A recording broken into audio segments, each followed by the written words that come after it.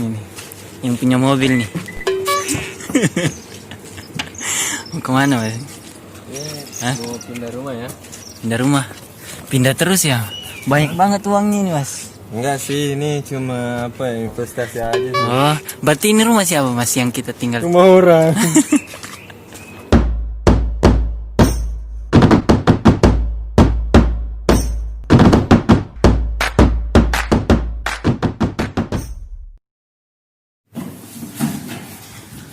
Oke teman-teman, Senyum Afrika kembali menyapa. Sekarang listrik mati. Sudan itu sekarang memperlakukan giliran listrik dimatikan dihidupkan gitu kan. Gimana sih jelasinnya? Sistem rolling. Sistem rolling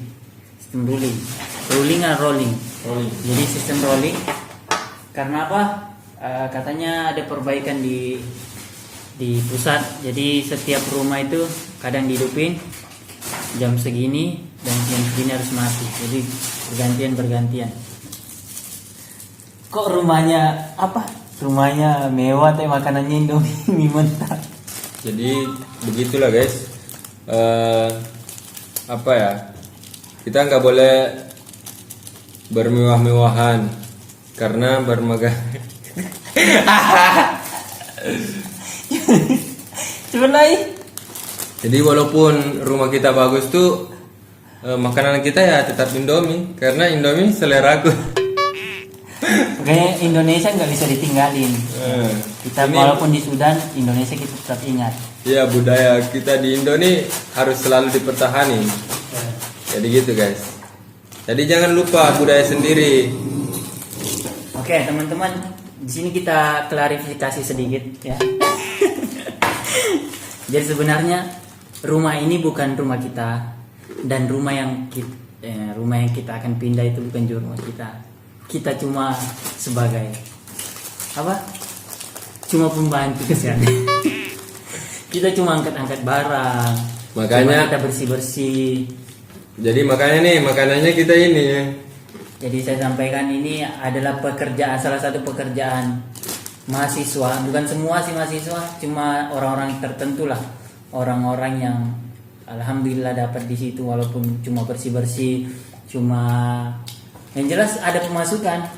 Jadi di Sudan itu kita harus pintar cari uang, bisa mandiri agar uang itu tidak dikirim dari keluarga.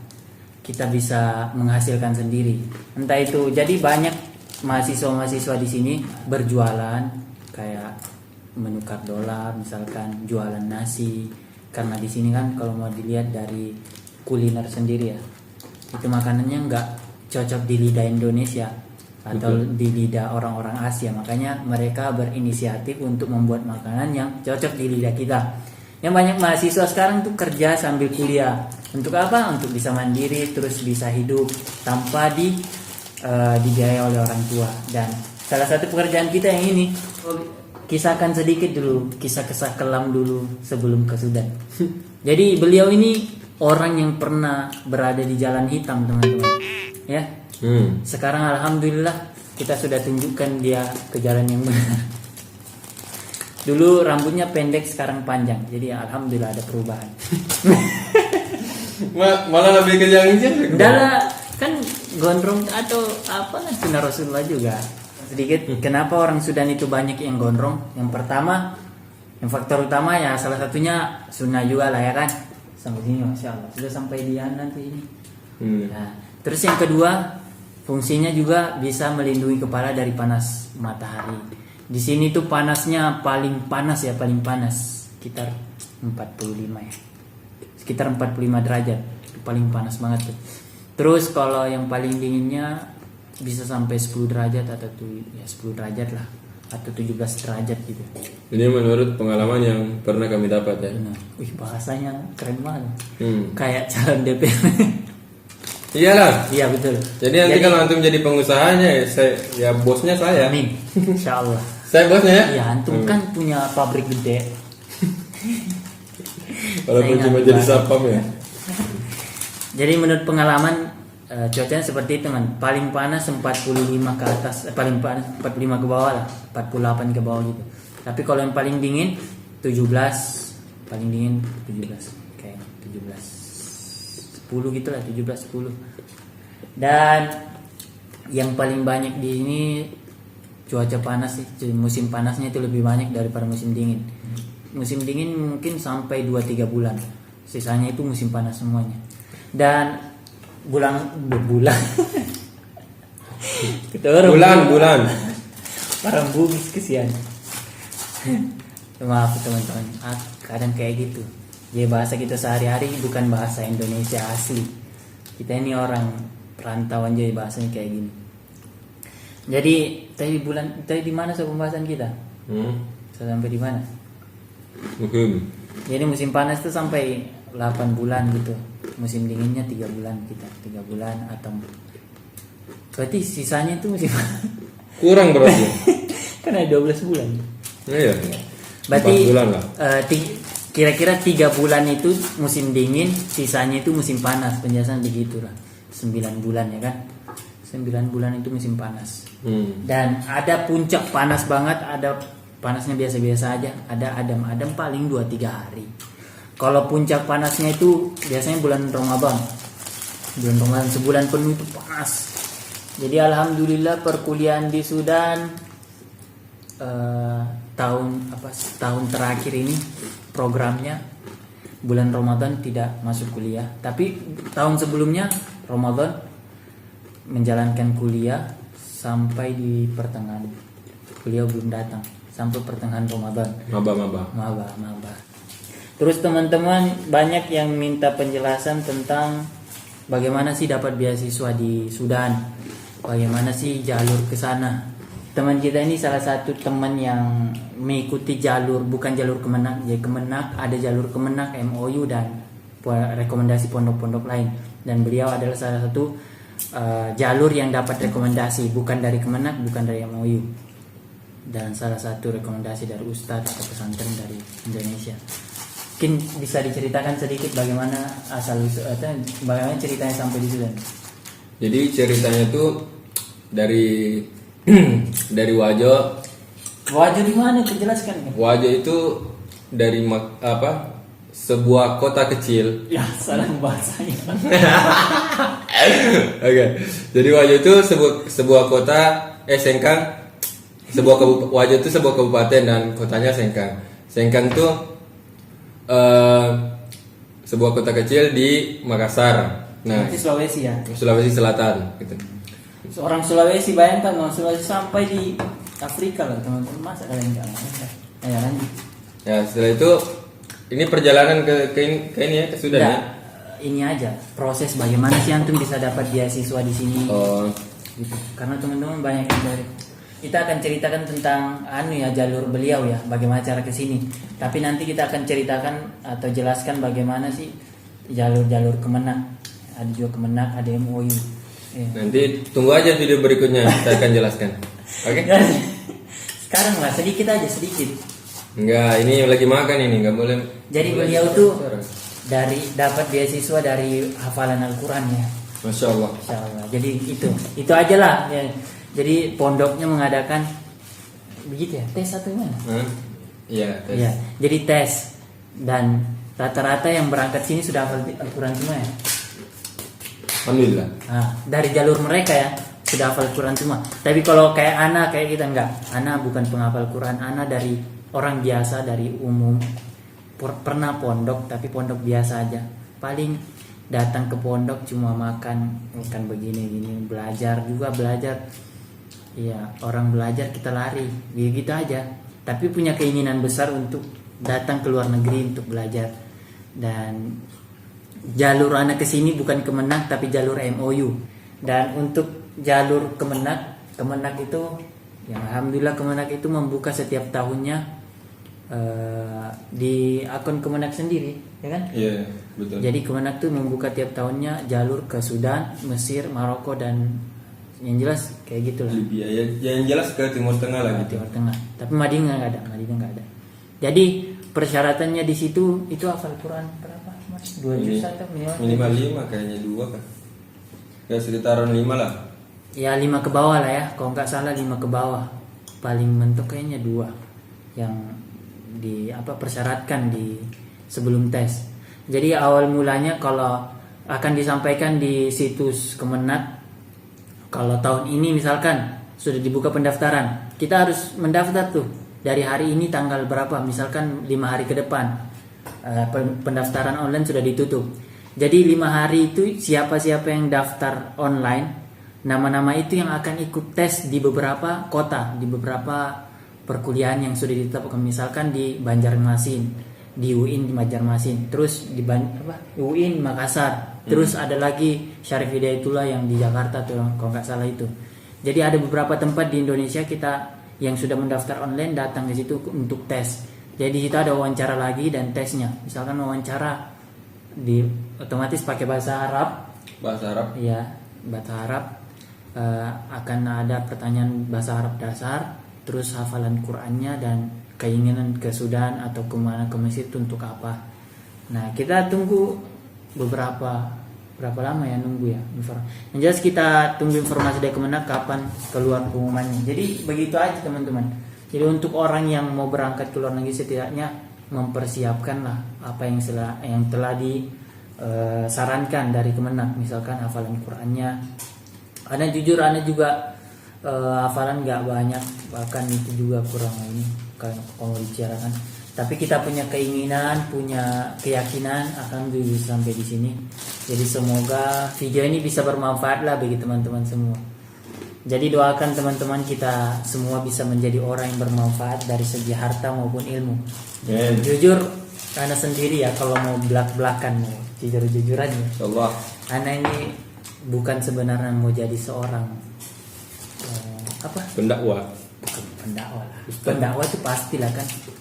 Maksudnya kayak ustadz yang berada di atas mimbar. Tidak. Ana itu sebenarnya mau jadi pengusaha sukses yang punya bisnis. Tapi dari bisnis itu ataupun dari profesi yang kita kerjakan bisa memberikan manfaat untuk banyak orang. Mungkin kita dari segi penampilan kita bisa berdakwah, ya kan? Dari segi misalkan Ana sekarang hobinya buat video nih. Dari video itu sendiri Ana mungkin bisa sisipkan pesan singkat. Jadi orang tidak terlalu mentok mendengarkan dari nasihat-nasihatnya, tapi ada sisipan yang menghibur dan pesannya dapat. Itu sih impian Ana ke depannya. Jadi semoga kita menjadi orang yang bermanfaat dan cita-cita kita tersampai. Jadi video kali ini kita sedikit sampaikan bagaimana berangkat ke Sudan dan bagaimana rumah-rumah sewaan yang ada di Sudan. Biasanya kan mahasiswa-mahasiswa baru yang datang ke sini tuh kebanyakan mereka sewa di luar karena asrama tidak cukup. Enggak, maksudnya harus ngurus dulu kalau mau dapat asrama begitu. Ya, tapi yang jelas orang yang dapat beasiswa di Universitas International University of Africa begitu ya? Iya. Sudah dapat jatah tinggal di asrama. Tapi kita harus ngurus lagi. Iya. Walaupun kita sudah ngurus, kita harus melihat kapasitasnya karena terbatas teman-teman yang tinggal di asrama itu. Bahkan ini teman Ana yang maba tahun lalu sampai sekarang belum dapat asrama misalkan. Bukan Ana. Betul. Ya. Teman Ana ada sampai sekarang belum dapat asrama karena apa? Karena asramanya terbatas. Jadi orang yang sudah lulus belum keluar asrama. Jadi belum ada kosong, belum bisa masuk. Jadi ada juga tadi, ada ibu-ibu tadi chat anaknya itu mau dimasukin ke ini, ke Sudan. Terus? Yang jelas bukan ke luar negeri lah. Dia udah tanya ke Mesir, ke Maroko, dan di Sudan dia sempat nanya-nanya tadi. Nah itu Ana jelasin soal asrama, bagaimana kehidupan di sini. Jadi untuk masalah cuaca, insya Allah kalian bisa, kita semua yang bisa beradaptasi selama sebulan sampai 2 bulan, seminggu pun bisa lah kalau kita kuat. Ya. Jadi cuaca yang di sini tuh ekstrim ya? Nggak juga terlalu ekstrim, nanti mereka nggak mau ekstrim. Jadi ini Ana nggak bohong lah. Jadi kita harus terbuka secara apa adanya supaya antum juga kalau kesini nggak nyesel gitu. Betul. Ana punya persepsi dulu. Persepsi atau apa sih? Persepsi. Kayak gimana? Wah. Ana tuh bayangkan dulu di Sudan ini betul-betul padang pasir yang kalau kita mau cari makan kita harus kejar kejar apa harimau atau unta sendiri pakai tombak, cari makan sendiri. Dan begitu Anda bayangkan, jadi tinggalnya bukan ada gedung-gedung mewah segini, nggak ada. Jadi mental Anda udah kuatin saat di Indonesia. Jadi sampai di sini pas lihat tempatnya, oh ternyata ada restoran, ternyata ada syako, ada hotel, ada pokoknya ada asrama, ada hijau-hijauan juga, nggak terlalu gersang. Jadi hati itu nggak terlalu gembira lah gitu, senang. Bisa makan, bisa dapat, kalau ada uang lebih kita bisa jalan-jalan ke mall. Di sini ada mall juga gitu. Jadi nggak terlalu kayak gersang juga. Iya. Jadi kalau antum mau berekspektasi Nah, itu jelas berekspektasi. Ekspektasi itu apa? Anda juga- Berangan-angan gitu. Oh. Jadi kalau antum mau berangan-angan berekspektasi itu yang di luar nalar lah. Bahasa antum. Supaya nanti kalau antum kesini nggak kecewa. Gunakan bahasa yang bisa dipahami orang. Jadi kalau antum mau kesini, bayangin tuh yang inilah cuacanya ekstrim, nggak ada hijau-hijauan gitu. Jadi nanti kalau antum pas kesini bersyukur gitu. Jadi sudah pasaknya kuat ya. Harus ada ditanam dalam hati gitu. Gimana nih? Apa? Apanya?